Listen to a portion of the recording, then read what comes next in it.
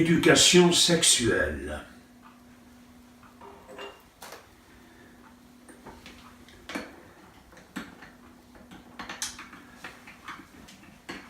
Au premier étage de la villa que nous habitions à l'époque, à Bourg-en-Bresse, vivait une fillette avec sa mère et sa grand-mère.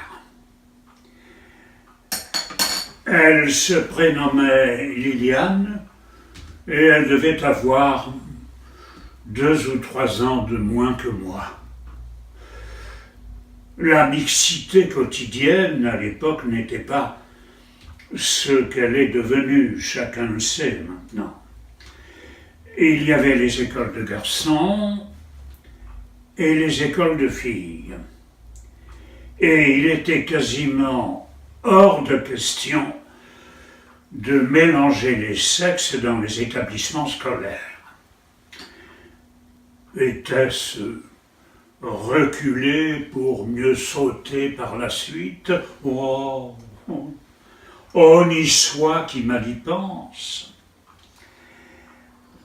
Cet état de fait excitait une curiosité latente chez les enfants, et plus particulièrement chez les garçons, surtout chez ceux qui n'avaient pas de sœur à la maison et qui auraient bien voulu en savoir un peu plus sur les tenants et les aboutissants du sexe opposé. Pourquoi opposé? Alors ça, je me le suis toujours demandé. Et je continue d'ailleurs à le faire. Or, il y a à Bourg un cours d'eau, la Ressouze, et sur ses bords, un emplacement avait été aménagé pour les baignades estivales. Nous nous y rendions parfois avec mon jeune frère, en compagnie de Liliane et de sa mère ou de sa grand-mère. Un après-midi, la petite se déshabillait dans une cabine dont elle avait laissé, par pur hasard, alors ça, je ne saurais pas lire, la porte ouverte. Je passais par là et incidemment,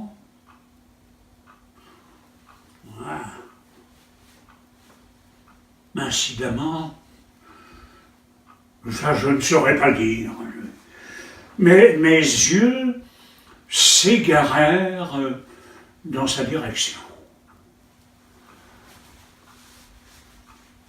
Je ne fus qu'à demi surpris,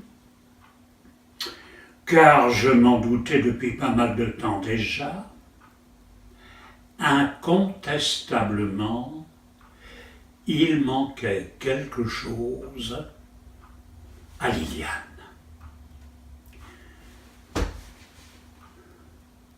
Je ne sais pas pourquoi, mais j'en fus tout émoustillé.